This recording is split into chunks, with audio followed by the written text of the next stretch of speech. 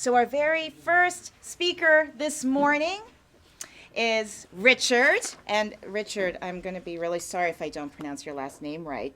Niyibigira. Niyibigira. Yes, Richard Niyibigira from Rwanda is with, thank you, is with us from Rwanda. And he's an English tutorial assistant at the Integrated Polytechnics Regional Center in Kigali. And he was a participant in the University of Oregon's Web Skills course. And he's going to be talking about technology-based language teaching in higher education, an innovative approach for English language teaching in Rwanda. So everyone, welcome Richard. Thank you. Good morning, ladies and gentlemen. Those who are here in the conference hall and those who are following us online, I welcome you to this presentation. It is really with great pleasure to talk to you about my project, whose title is Technology-Based Language Teaching in Higher Education, an innovative approach for English language teaching in Rwanda. My project has the Integrated Polytechnics Regional Center, the IPRC Chichikiro, which is my boss as the host, and the IPRC Kigali will be working with the U.S. Embassy Kigali, the Office of English Language Programs, through the Association of English Teachers of Rwanda, the ATEL. And the participants of this program will be 20 junior academic staff in universities and higher learning institutions in Kigali City. And this is a 4-day program, and it will be a face-to-face training. The schedule is from October 6 to October 9, 2012. The goals of my project, the training. I want to introduce technology-based language teaching in Rwandan education, creating an easy and enjoyable teaching learning environment for both language teachers and learners. Matching assessment with objectives in English language teaching at all levels of education. Now, I'll have someone read this for us. Can someone help us and read this slide? Chawaki. All right, so the purpose of this 4 days training for higher learning English tutor in Rwanda is to have them update and improve their skills in English language teaching using new technology-based methods and techniques. The workshop methodology will be mainly guided practice and group work to ensure its effectiveness. Participants will be introduced to modern assessment techniques that will help learners to learn English as a language and not as a subject. Okay, thank you very much. We got to the purpose of the training. If I talk a little bit about the Rwandan context, in these higher learning institutions and universities, teachers or tutors tend to have large classes. And what happens is, we tend to teach them in the classroom, and managing these large classrooms is a bit difficult. So, including technology in our teaching methods will help us to teach even beyond the classroom setting. After we are in the classroom, students continue learning. So that is the major purpose of this. And we will actually be using guided practice. The trainees will be doing practice and group work that will help them to master what we will be looking at. Now, the workshop outline. Day 1, we will look at to create and to manage a classroom blog.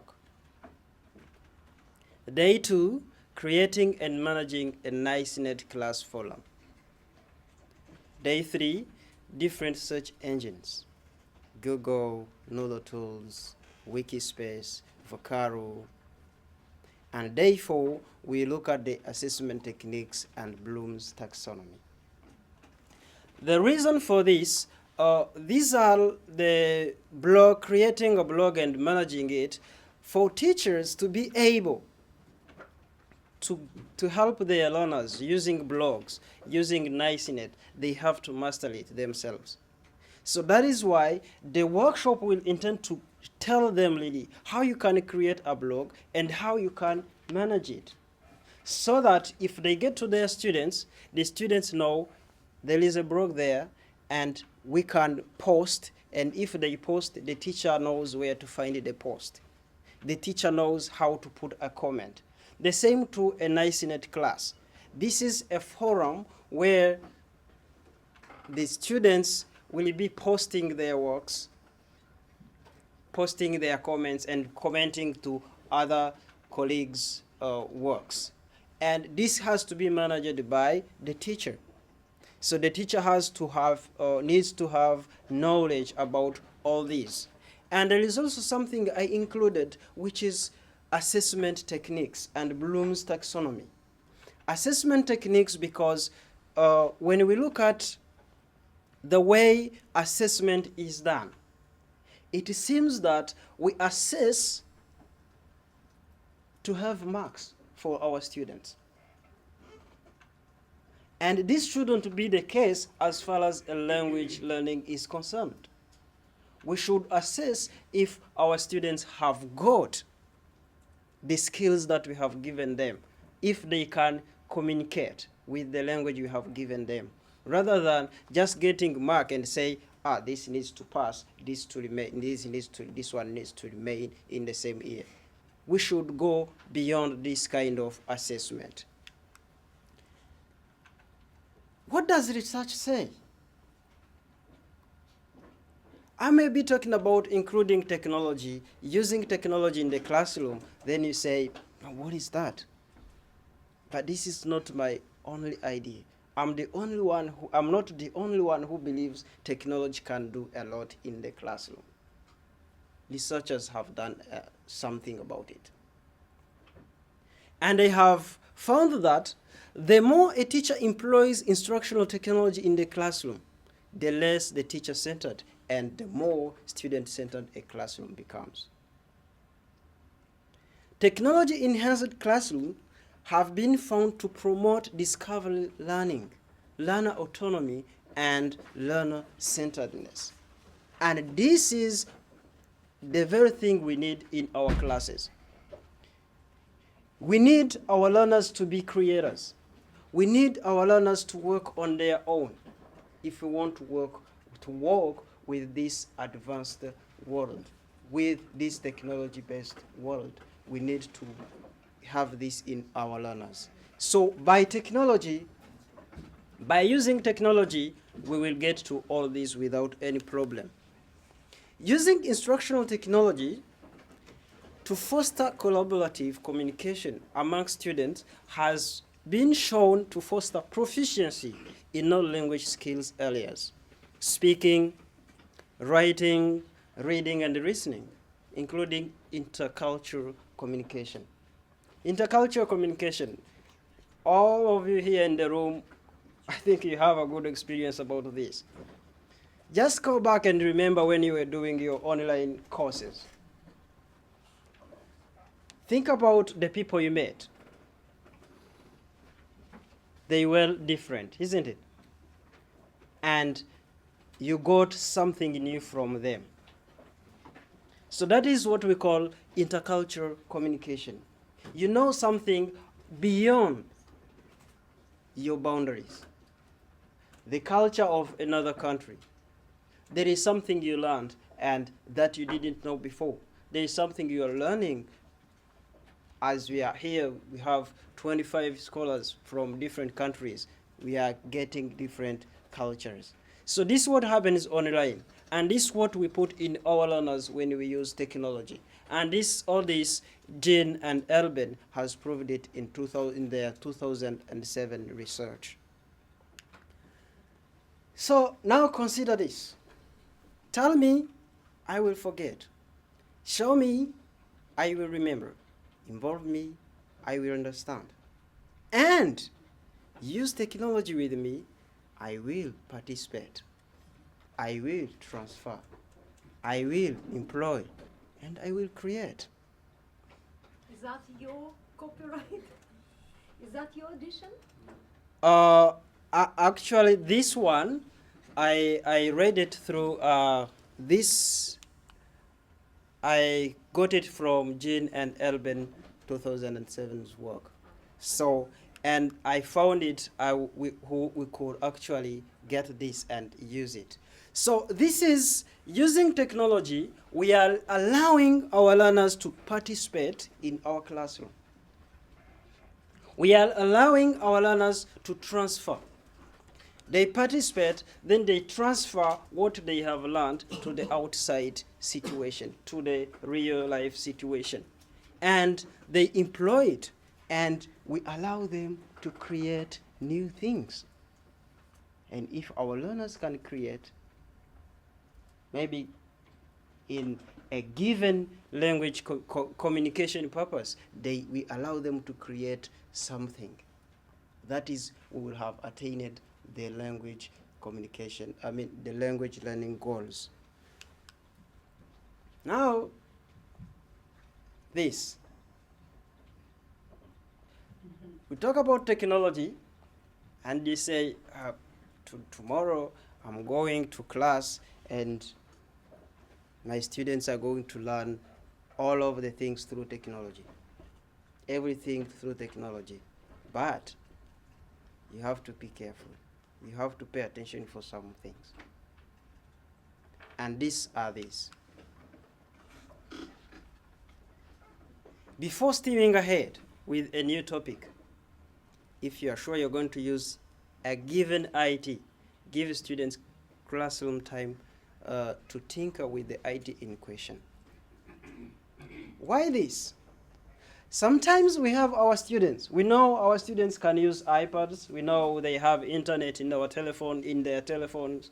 We know they can listen to some music on a computer or download some music on YouTube.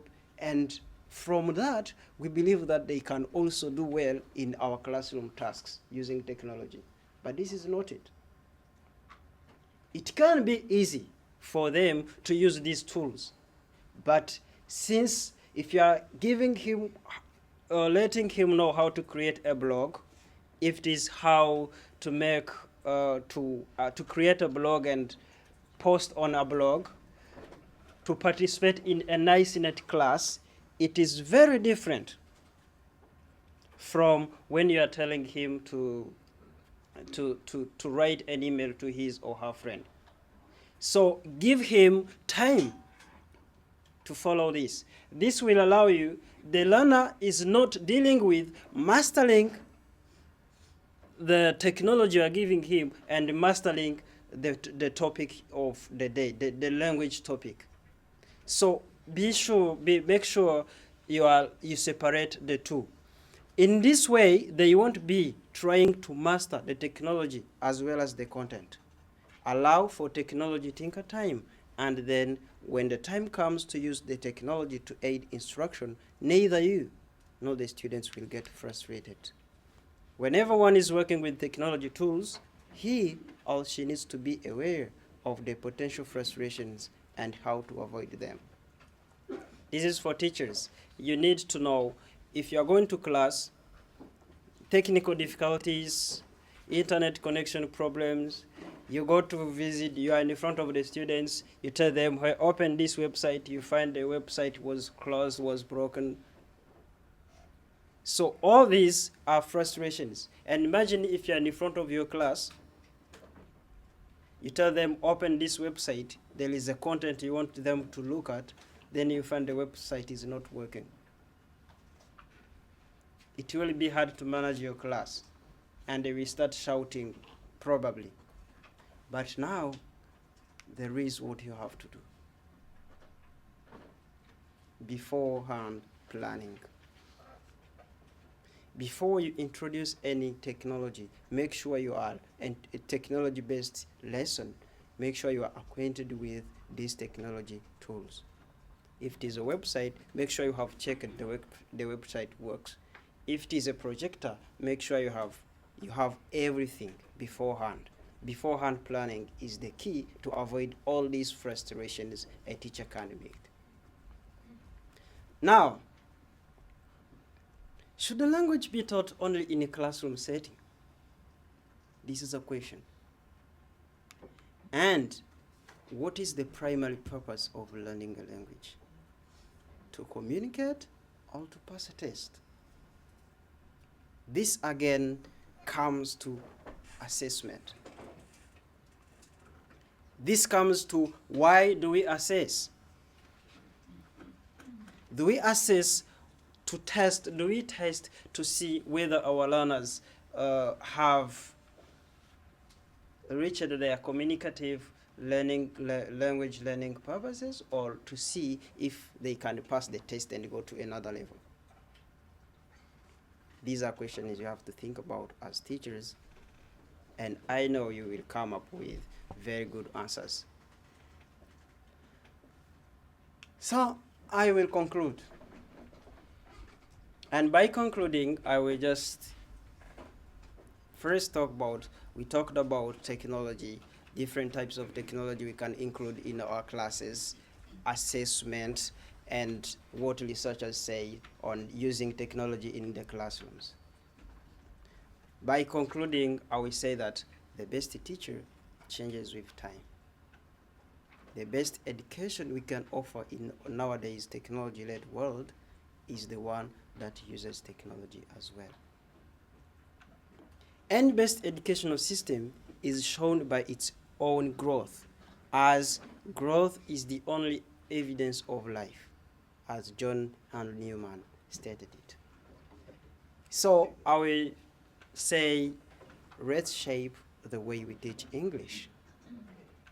And thank you very much for your kind attention. I will welcome all questions. Great. Are there any questions from the group? Any questions for I Richard? would like just to make a comment. Uh-huh. I enjoyed the presentation very much, and all the ideas were very logical, good, and so it was excellent. Congratulations. Thank you. Any other questions or comments? I have a comment too. What I really want to do is to say that I really enjoyed your presentation, and what I liked the most was your advocacy for teachers who are using technology to make sure that they've tried it out themselves, and that they've actually taught the learners how to use the technology to avoid frustration in the Okay. learning process. Thank you. Thank you. Any other questions or comments? You will tell me. None? Okay. Well, actually, I thought your presentation was so great, Richard.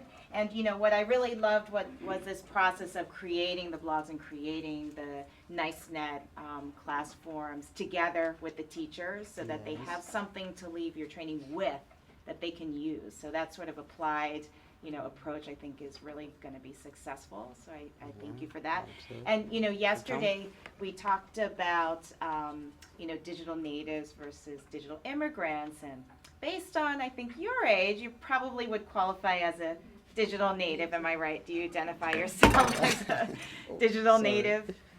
Oh, that's okay. Don't worry about that. I was just wondering what you would say to someone who is maybe a digital immigrant who might be a little bit afraid of the technology. What would you tell a teacher who might feel afraid of that? Thank you. I would actually say this is being a digital immigrant. It is actually when being digital native and being digital immigrant. If you are a digital immigrant, I think you can now get from this chance and try your best. We don't all have the same chance in life. We were not born the same. But there are things you attain. There are things you get to, not before you were born with them, but before you try and reach them. So if you are a digital immigrant and you really care about your classes, Now look at what you can do for them and focus on these technological tools and learn. And it becomes very easy because many of the digital immigrants have tried it and have succeeded. So why not you? Thank you. Yeah, that's great. Thank you, Richard. Thank you. Excellent job. Good. Okay, so let's just take just a real quick short break while we transition to the next presenter. And thank you so much. You're welcome. That was very nice. Thank you. Very clear. Yeah, very clear. You could really Does hear it work? Does it work? Oh, it might have turned off. Because this one, I think, is it? Maybe it's this the other one? way. Could be. right? You could really hear me. There we go. That's good. Thank you.